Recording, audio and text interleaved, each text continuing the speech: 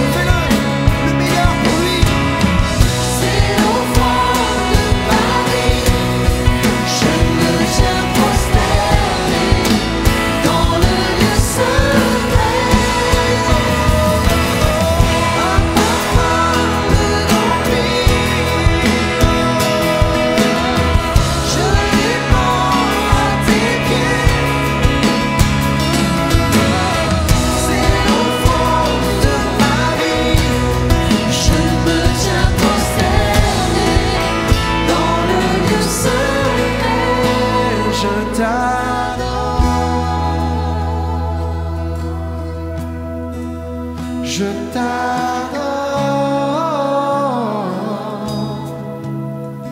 de toute ma force, de toute mon âme. Je t'adore, je t'adore.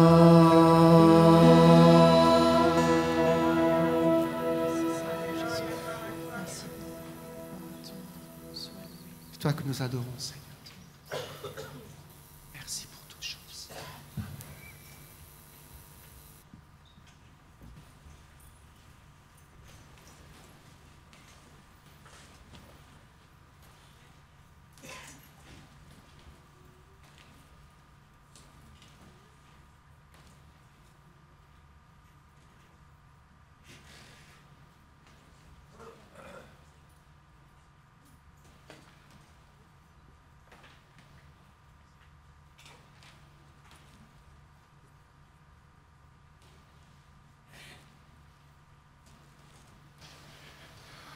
Nous pouvons dire merci au groupe de louanges.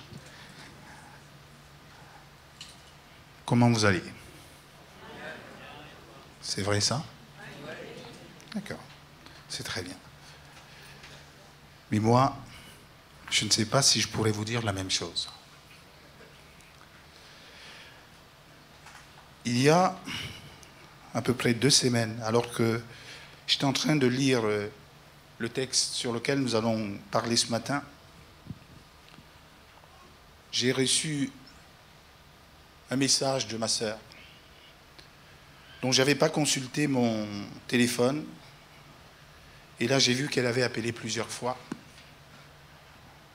Je me suis dit qu'il faut que je la rappelle.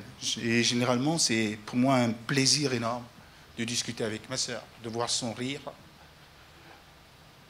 et la proximité qui nous lie fait que c'est un plaisir de la voir. Alors, je me presse sur mon téléphone en me disant je vais avoir un bon moment avec ma sœur. Lorsque j'appelle, donc c'était par WhatsApp, parce que ça nous permet de nous voir, à peine elle décroche, j'étais plus ou moins effrayé par le visage que j'avais en face de moi. Et dans mon cœur, je me suis dit, aïe, aïe, aïe, il y a certainement quelque chose qui ne va pas. Je lui ai posé la même question que je viens de vous poser, tout en sachant que la réponse qui me sera donnée ne sera certainement pas bonne. À peine j'avais posé ma question, que je l'ai vue fondre en larmes. J'étais paniqué. Elle était à plus de 6000 km de moi, et je savais qu'à ce moment précis, j'allais être impuissant. Je ne pouvais rien faire. Alors, je continue à dire, mais qu'est-ce qu'il y a? Elle avait du mal à articuler.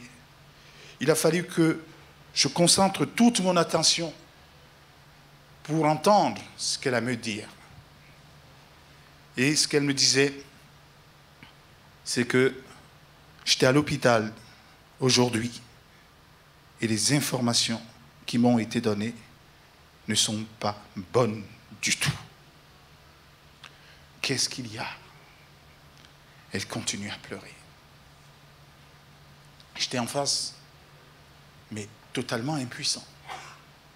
J'aurais voulu prendre à l'instant même un avion pour aller être juste à ses côtés. Et comme cela m'était impossible, je me suis mis à passer des coups de fil à gauche et à droite, et particulièrement à mes frères qui habitaient aux environs de la maison de ma sœur, en disant il faut que quelqu'un soit avec elle, là et maintenant.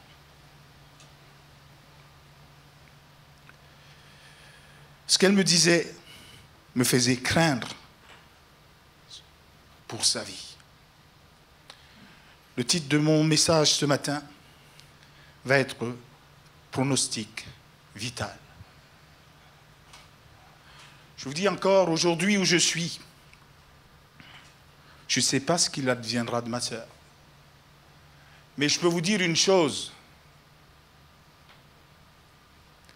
c'est que dès que j'ai entendu cela, dans mon cœur a résonné une chose. Crois-tu que je peux la guérir?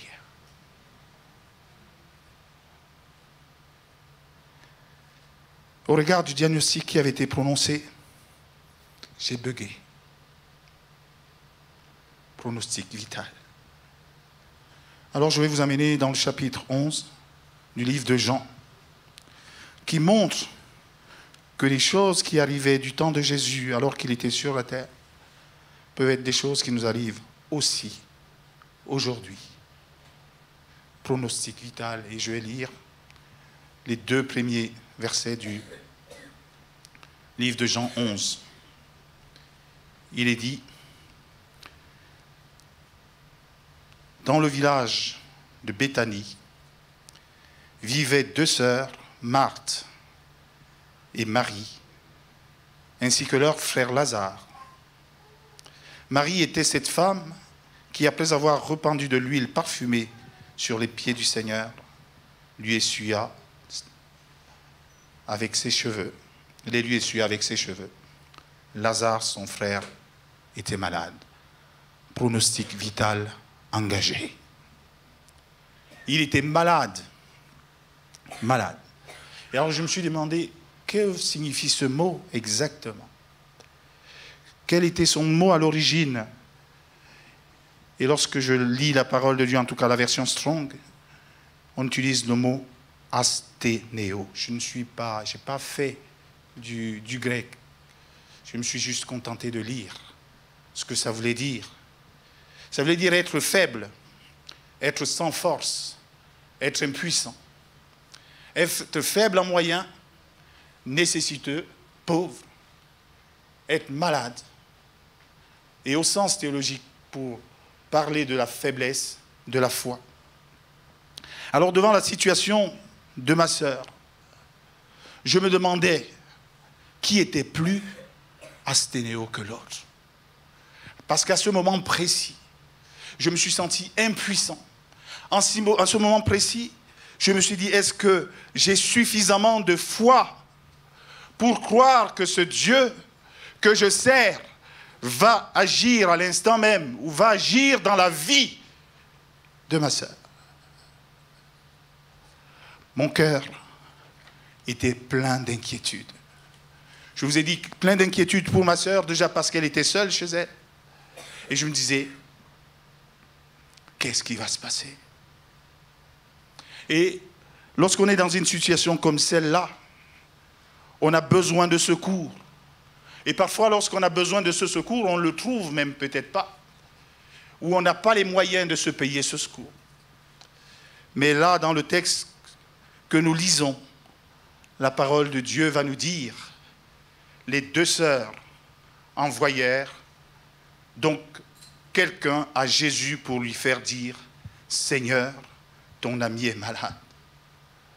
Mais quand Jésus a pris la nouvelle, il dit, cette maladie n'aboutira pas à la mort, elle servira à glorifier Dieu, elle sera une occasion pour faire apparaître la gloire de Dieu.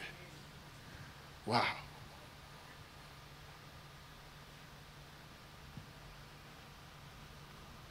Elles étaient inquiètes. Et à juste titre, elles étaient inquiètes. Les signes qu'elles voyaient sur leurs frères ne leur disaient rien de bon. Pour elles, il y avait urgence. Et si Dieu, si Jésus n'intervenait pas, il y avait risque de mort. Les 2 sœurs envoyèrent quelqu'un à Jésus. Qu'est-ce que cela évoque en moi? Cela évoque, dans le texte que je venais de lire, qu'on peut être ami de Jésus et être malade. C'est la première des choses. Parce que parfois j'ai entendu des théories bizarres. Lorsqu'on est malade, quand on est malade et qu'on est chrétien, c'est qu'il y a peut-être quelque chose. Je veux tordre le cou à cela. Et si c'était cela, et que le chrétien n'était pas malade et qu'il ne pouvait jamais mourir, on serait un monde plein de grabataires, ça c'est sûr. Mais je ne pense pas que c'était le plan de Dieu. elles envoient quelqu'un chercher Jésus. Pourquoi? Parce qu'elles ont une confiance en la capacité de Jésus de guérir leurs frères. Une confiance absolue. Mais le problème, c'est qu'il est loin. Et si on regarde le texte, le récit dans son contexte, il était loin de leurs amis parce que sa vie à lui-même était menacée. Mais lorsqu'elles envoient un messager vers Jésus, elles ont espoir que, en dépit des risques qu'il court sur sa vie, en tant qu'ami, certainement, il viendra. Mais ce n'est pas le cas. Il va envoyer un message. Oui, mais c'est Jésus qui envoie ce message. Il dit, cette maladie n'aboutira pas à la mort. Le messager ici a entendu cette parole, ainsi que les disciples qui étaient présents. Je le dis à dessein. Le messager qui rentre, certainement, est content parce qu'il porte un message d'espérance. Cette maladie ne conduit pas à la mort. Je crois que peut-être il a juste retenu cela. Parce que la gloire de Jésus, la gloire de Dieu, je ne sais pas si c'est ce qui le préoccupait à l'instant. C'était, est-ce que Lazare se portera bien? Gardez ça en mémoire. Les disciples aussi ont entendu cela. Le messager peut-être se disait, Jésus a la capacité, par sa parole, à envoyer la guérison. Ne l'avait-il pas fait pour le fils de l'officier du roi? Et je suis sûr qu'il rentrait chez lui confiant, en se disant, tout est nickel. Pour rappel, voilà ce que l'officier du roi avait dit à Jésus. Seigneur, descends avant que mon enfant ne meure. Pronostic vital engagé. Vas-y, lui dit Jésus, ton fils vit. La parole de Dieu nous affirme que cet homme crut à la parole que Jésus lui avait dite et s'en alla. Il était en train de redescendre lorsque les serviteurs vinrent à sa rencontre et lui dirent, ton fils vit. Waouh! Lorsque ce messager entend ce que Jésus lui dit, je pense qu'il est rassuré. Et même les disciples qui étaient à côté de lui doivent être rassurés. Parce qu'entendre que Lazare, un ami de Jésus, est malade, il devait se dire, on risque d'aller en zone de danger. Tout le monde est rassuré. Jésus était très attaché à Marthe et à sa sœur Lazare, et après avoir appris qu'il était malade, il resta encore 2 jours. Raison de plus pour les disciples qui ne savent pas ce qui se passe, de dire qu'il n'y a pas de risque. C'était son ami. Il ne peut pas rester là si son ami est malade. Mais la réalité est tout à fait différente. Les choses semblent ne pas se passer comme Jésus le dit. Et cela va provoquer des déceptions dans les cœurs. Des déceptions dans le cœur. Ici, avant que Jésus n'annonce aux disciples la suite des événements, ils étaient tranquilles. Mais là, il va dire à ses disciples, retournons en Judée. Maître, lui dirent-ils, il n'y a pas si longtemps ceux qui voulaient te tuer, ceux de la Judée qui voulaient te tuer à coups de... Il n'y a pas si longtemps, ceux de la Judée voulaient te tuer à coups de pierre, et maintenant, tu veux retourner là-bas? Je vous passe des détails, et je vais jusqu'au verset 14. Et Jésus leur annonce, Lazare est mort, et je suis heureux à cause de vous de n'avoir pas été là à ce moment, car cela contribuerait à votre foi. Mais maintenant, allons auprès de lui. Je vous demande à vous, si vous aviez été juste à côté de Jésus, qui vous a fait une déclaration forte, puissante, en disant cette maladie ne conduit pas à la mort. Cette même bouche qui vous l'a dit est en train de dire il est mort. Personnellement, je me dirais, mais qui est cet homme? Est-ce un imposteur? Est-ce que ce qu'il dit est vrai? Malgré tout ce qu'il a fait par le passé, il a affirmé de manière forte, Lazare est mort. La même force. Il disait, cette maladie ne conduit pas à la mort. Le même nous dit, Lazare est mort. Wow. Qui est donc cet homme? Je veux qu'on fasse juste un petit flashback. Je me place aussi à cet instant précis parce que je pensais au messager qui est rentré vers la famille. Qu'est-ce que cet homme a pu vivre dans son cœur? Alors qu'il vient avec un certain enthousiasme dire « Votre frère ne mourra pas », il trouve qu'il y a une scène de deuil. Je pense qu'il a dû être ébranlé. Et ses disciples qui étaient en sécurité se disent « Ok, nous devons aller là-bas, c'est chaud. C'est vraiment chaud. » Et un va exprimer leur truc en disant « Ok, si c'est comme ça, allons mourir avec lui. » Un mort, et on voit par la suite qu'on risque d'avoir plus de morts. Propagation. Thomas, surnommé le jumeau, dit alors aux autres disciples, allons-y, nous aussi, nous allons mourir avec lui. Là, je suis choqué. Vous ne l'êtes pas? Avez-vous eu parfois semblant, en tout cas, avez-vous eu l'impression que vous avez une parole de Dieu qui ne s'est pas réalisée dans votre vie? Avez-vous été déstabilisé par cela? Avez-vous douté de la personne de Jésus? Avez-vous été déçu par elle? Je sais une chose, c'est que ce que Dieu dit, ce que Jésus dit, c'est ce qui est. Mais alors, comment vivre cette contradiction?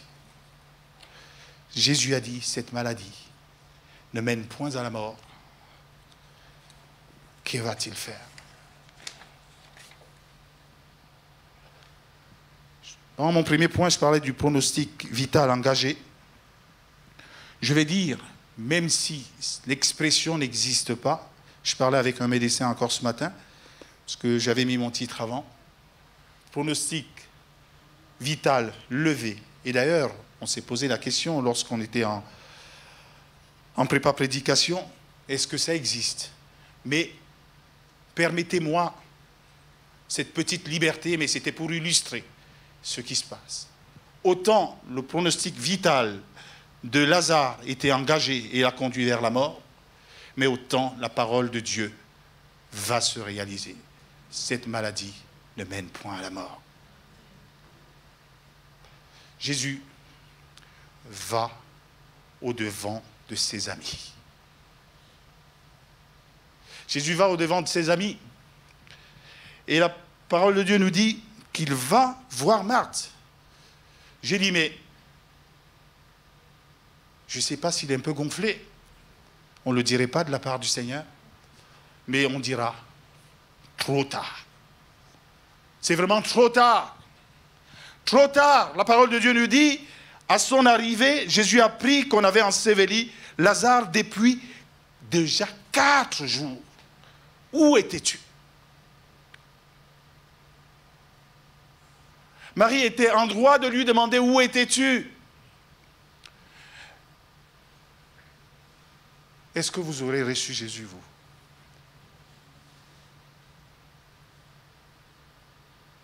Moi, non. Je vous dis, mon cœur brut. Non. Qu'est-ce que tu viens faire là? Qu'est-ce que tu viens faire? Ce n'est pas ce moment que je t'attendais. Mais non, elle vient à la rencontre de Jésus, Marthe, et lui dit, Seigneur, si tu avais été là, mon frère ne serait pas mort. Oui, elle avait suffisamment de foi pour dire à Jésus, je sais que si tu avais été là, mon frère ne serait pas mort. Cette phrase témoigne la confiance qu'elle avait en Jésus et qu'elle a peut-être toujours en Jésus pour guérir quelqu'un qui est malade. Mais là, on n'était plus au stade de la maladie, on était au stade de la mort. Est-ce qu'on guérit un mort? Si tu avais été là, mon frère ne serait pas mort.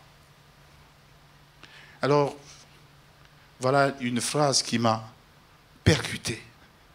C'est ce que Marthe va dire à Jésus. Mais je sais que maintenant encore, tout ce que tu demanderas à Dieu, il te l'accordera. Waouh! Tout ce que tu demanderas à Dieu, il te l'accordera. Elle a une pleine confiance sur la capacité de Jésus à prendre tous les trésors célestes. Il y avait pour elle une chose qui manquait, c'était son frère. Alors lorsque je lis ça, je me dis, mais Marthe, comment tu le sais? Comment tu en as la conviction? Et là, tu es devant un gros problème et tu ne dis rien. Tout. Ce n'est pas certaines choses. C'est tout. Tout. Je sais que maintenant, encore, là, encore, tout ce que tu demanderas à Dieu, il te l'accordera. Vous savez, Jésus est à l'écoute. C'est lui qui est venu vers Marthe et va prononcer une phrase que moi j'aurais saisie sur le champ. Ton frère reviendra à la vie. Donc tu peux demander que mon frère revienne à la vie. Parfois on prononce des phrases merveilleuses, des phrases de foi, mais je suis quasiment certain que c'est une inspiration que Dieu a donnée à Marthe. Ton frère reviendra à la vie. Et là, on assiste à un dialogue un peu bizarre. Je sais, répondit Marthe, qu'il reviendra à la vie au dernier jour, lors de la résurrection des morts. Parfois, les promesses du futur nous empêchent de saisir les réalités que Dieu veut accomplir dans le présent. Ton frère reviendra à la vie. Est-ce que dans l'esprit de Jésus, c'était « oui, je confirme ce que tu dis » ou « oui, ton frère reviendra à la vie, tout ce que je peux demander au Père, il peut me le donner » Est-ce que ce que cela veut dire là? Oui, ne laissons pas les promesses du futur nous empêcher de saisir les réalités que Dieu veut accomplir dans notre présent. La conversation va continuer et Jésus va lui dire « Je suis la résurrection et la vie ». Lui, dit Jésus, celui qui place toute sa confiance en moi vivra, même s'il meurt. Et tout homme qui vit et croit en moi ne mourra jamais. Crois-tu cela? Oui, Seigneur, lui répondit-elle, je crois que tu es le Christ, le Fils de Dieu, celui qui devait venir dans le monde. Quelle belle confession. Encore une fois de plus ici, je suis convaincu que c'est une révélation de Dieu. D'ailleurs, Jean écrit son livre pour révéler qui est Christ, pour révéler qui est la personne de Christ. Je suis la résurrection alors et la vie. Alors que Marie se projette dans le futur, un futur très lointain certainement, puisque jusqu'à ce jour, la résurrection n'a pas encore eu lieu. Alors qu'elle se projette loin, il est étonnant de constater que celui qui va ressusciter au dernier jour, donc dans des temps très éloignés, est celui qui est juste à ses côtés. Et celui qui a la capacité de résurrection. Je suis la résurrection et la vie. Oh, il me reste en mémoire ce que Marthe a dit. Maintenant même, si tu demandes à Dieu quelque chose, il te l'accordera. Sa foi va être éprouvée sur ce point précis.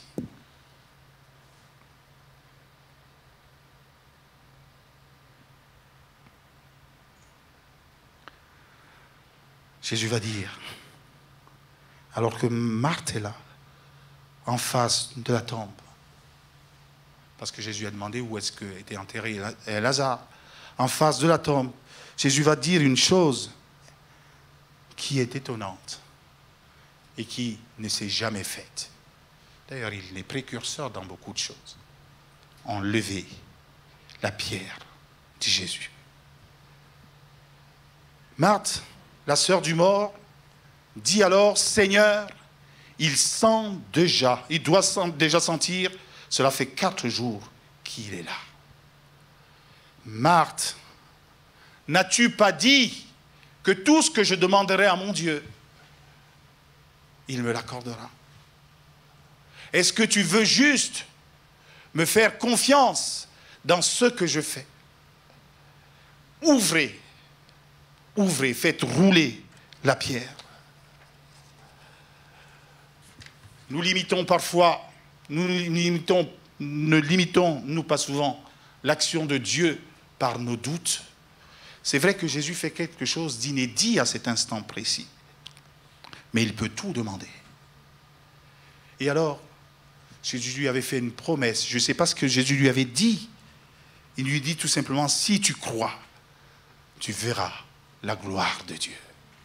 Si tu crois, tu verras la gloire de Dieu. Et cette parole est revenue dans mon cœur alors que je pensais à ma sœur.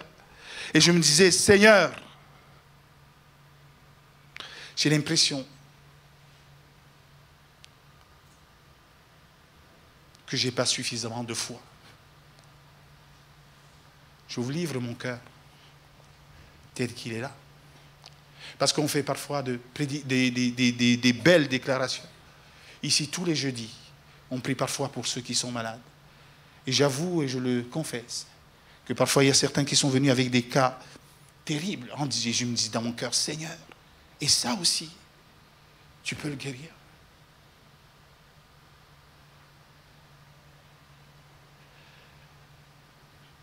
Nous avons vu la promesse. Et nous allons voir la prière que Jésus va faire. Souvenez-vous, tout ce que tu demandes à ton Père. Tout ce que tu demandes à ton Père. Ôtez la pierre. Voilà ce que dit Jésus. Et on ôta la pierre. Qu'est-ce qui, dans ta vie, aujourd'hui, sent mauvais? Qu'est-ce qui, dans ta vie, aujourd'hui, qu'est-ce que tu considères dans ta vie aujourd'hui comme mort et définitivement enterré? J'ai besoin de parler à toi, dont le couple vacille.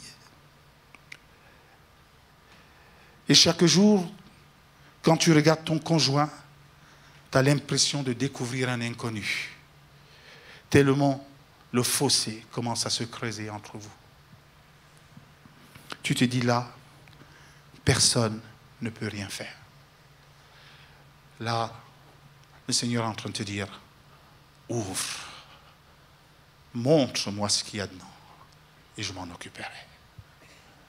Peut-être tu es resté longtemps sans travail et aujourd'hui tu penses que tu n'es plus employable. L'employabilité pour toi n'est plus une réalité. Dieu a envie de te dire, en dépit de cela, confie-le-moi. Et j'ai envie de te dire, toi qui connais ton problème, parce que je ne vais pas les énumérer tous, tu sais ce qui se passe. Et peut-être c'est la maladie, comme dans ce cas précis, et comme dans le cas qui me concerne aujourd'hui. Ôtez la pierre. Personne ne pouvait ôter la pierre si elle n'avait l'autorisation de la famille. Il a fallu une obéissance de la part de Marthe. Il a fallu un pas de foi de la part de Marthe là-dessus. Ôter la pierre, puisque la pierre sera ôtée. tout ce que tu demanderas à ton Père, il te le donnera. Écoutez un peu la prière de Jésus. Et je pense qu'il a répondu à Marthe. Alors qu'à cet instant précis, peut-être qu'il ne lui a pas dit, je vais prier le Père. Mais écoutez un peu ce qu'il va dire. Père, tu m'as exaucé. Tu as exaucé ma prière et je t'en remercie. Quelle prière Jésus avait faite? On ne l'a entendu nulle part, mais on sait quelle prière il a faite. Et il dit, pour moi, je sais que tu m'exauces toujours. N'est-ce pas un rappel de ce que Marthe disait à Jésus? C'est pour ça que je pense que ça, cette parole était inspirée par Dieu. Tout ce que tu demanderas au Père. Oh, là, ça montre le cœur plein de compassion de notre Seigneur. Même lorsqu'il ne nous dit rien, même lorsqu'il reste silencieux ou il semble silencieux, il a une oreille pleine d'écoute. Père, et Marthe ne le savait même pas. Je sais que tu m'exauces toujours. Tu as exaucé ma prière et je t'en remercie. Pour moi, je sais que tu m'exauces toujours, mais je parle ainsi. Si je parle ainsi, c'est pour que tous ceux qui m'entourent croient que tu m'as envoyé. Flashback. Cette maladie est pour la gloire de Dieu et pour la glorification de Jésus.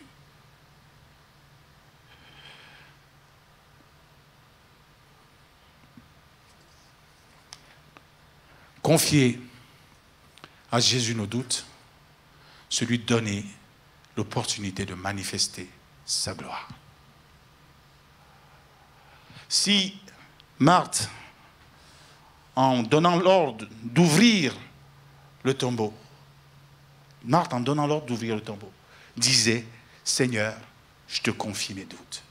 Ça sent mauvais, mais je te confie mes doutes. Et sachez que lorsqu'on confie nos doutes à Dieu, on lui donne l'opportunité de manifester sa gloire, et nos limitations sont des terrains de réalisation pour Jésus, et notre foi en lui permet de les voir. Diapo suivante. Et notre foi en lui permet de les voir. Jésus va manifester son pouvoir ici, suite à la foi que lui fait Marthe. Il va dire, devant le tombeau, d'une voix forte, parce qu'il en a le pouvoir. Et il ne parlera pas longtemps comme ceux qui ont une autorité naturelle n'ont pas besoin de crier ou de dire des longues phrases. Parfois, nous, dans nos doutes, on tourne pour dire quelque chose à Dieu. Mais là, il va donner un commandement aux morts. Lazare, sors de là. Waouh! Certains disent que s'il n'avait pas donné le nom de Lazare en particulier, c'est tous les habitants de la tombe qui se seraient réveillés. Et on aurait assisté à quelque chose de gigantesque. Oui, non, mais il était venu pour ses amis. Pour ses amis qui avaient la facilité de l'aborder. Parce que quand on est ami de Dieu, on peut l'aborder plus facilement. Ils avaient ils avaient confié à Dieu, à Jésus leurs besoins. Lazare, lève, sors de là. Et voici que le mort sorti du tombeau, il avait les pieds et les mains entourées de bandes, le visage recouvert d'un linge. Jésus dit à ceux qui étaient là, déliez-le et laissez-le aller. Lorsque je finis de lire ce texte, je vois toutes ces choses. Dans mon cœur, je me dis, elle est bien belle cette histoire. Et ma sœur.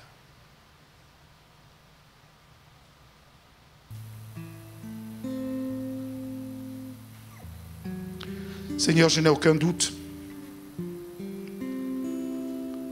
dans la puissance qui est la tienne. Je crois que tout ce que tu peux demander à Dieu, il le fait. Je me rappelle que ce soir, lorsque j'ai eu ma soeur au téléphone, nous avons tous, en tout cas dans la famille, on place notre confiance en Dieu. Nous avons pleuré, certes, mais nous sommes tournés vers celui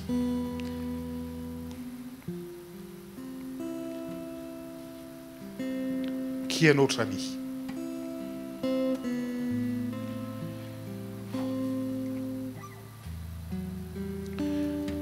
Lorsque je racontais cela à mes collègues pasteurs, je dis voilà ce que j'ai fait.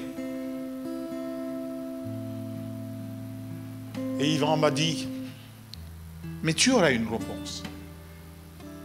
Mais tu auras une réponse. Je dis oui, je le sais. Mais tu ne sais pas quelle nature de réponse tu auras.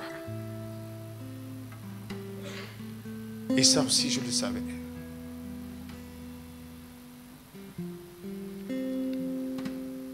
Parce que Dieu est souverain. Mais ma foi en lui, elle est grande. Ma foi en lui, quant à la transformation de la situation de ma sœur, je n'ai aucun doute quant à sa capacité de le faire. Si tu crois, tu verras la gloire de Dieu. Dans le texte, on disait, même celui qui croit en Dieu, même quand il est mort, il vivra.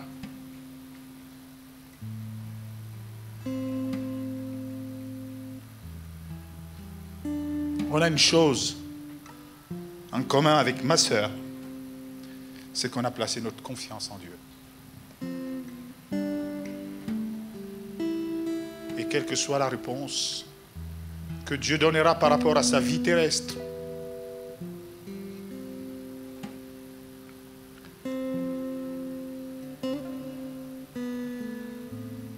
je sais une chose. C'est qu'elle vivra.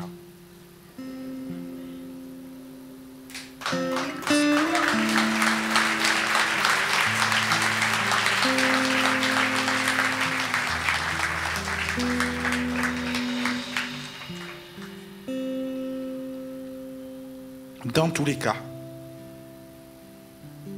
elle vivra. Parce que si le Seigneur décide autrement de son sort physique, il vivra.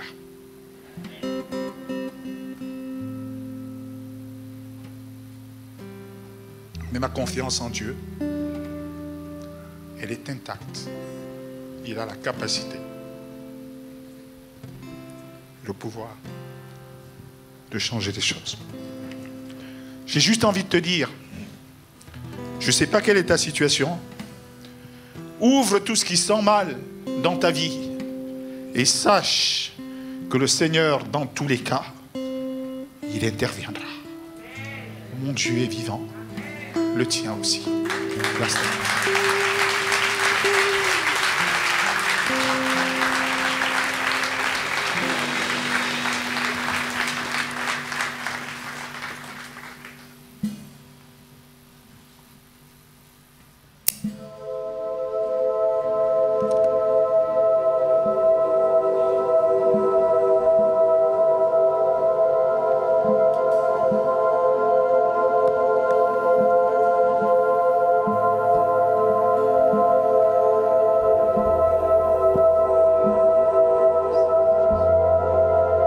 On se lève ensemble et on chante ce Dieu de miracles.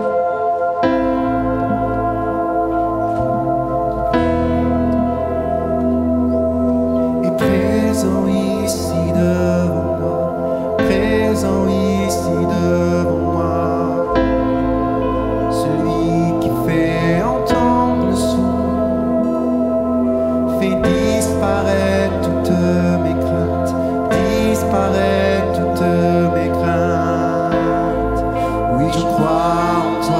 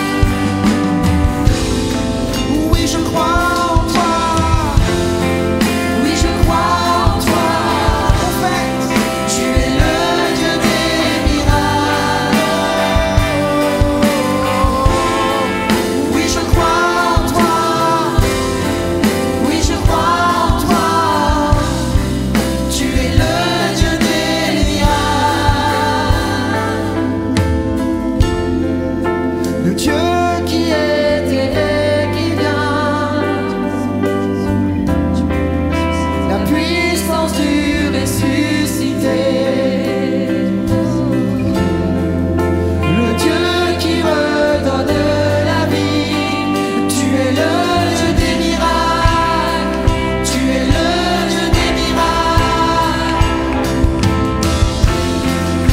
le Dieu qui était et qui vient, la puissance du ressuscité, le Dieu qui redonne la vie.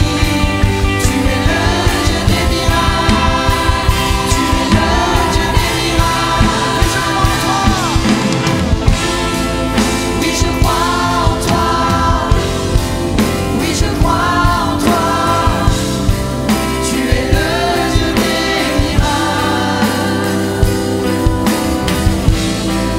Oui, je crois en toi, oui, je crois en toi, tu es le Dieu des miracles.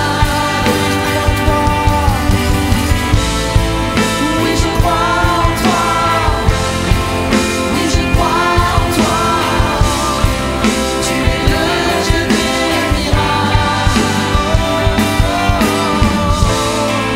Oui, je crois en toi, oui, je crois en toi, tu es le Dieu des miracles. Oui, je crois, oui, je crois en toi, oui, je crois en toi, tu es le Dieu des miracles. Oui, je crois en toi, oui, je crois en toi, tu es le Dieu des miracles. Cher ami, j'espère que ce message vous a fait du bien et que Dieu vous a parlé pendant que vous regardiez cette vidéo. Vous avez décidé de vous approcher de lui, n'hésitez pas à aller plus loin. En tout cas, si vous passez en région parisienne, vous êtes le bienvenu ici à MLK à l'un de nos 5 cultes. Si vous désirez nous suivre sur églisemlk.fr, vous aurez accès à tous nos messages, également sur la chaîne YouTube ou encore sur Facebook. Vous êtes le bienvenu à chaque fois, c'est un plaisir de vous recevoir. À très bientôt j'espère. Merci.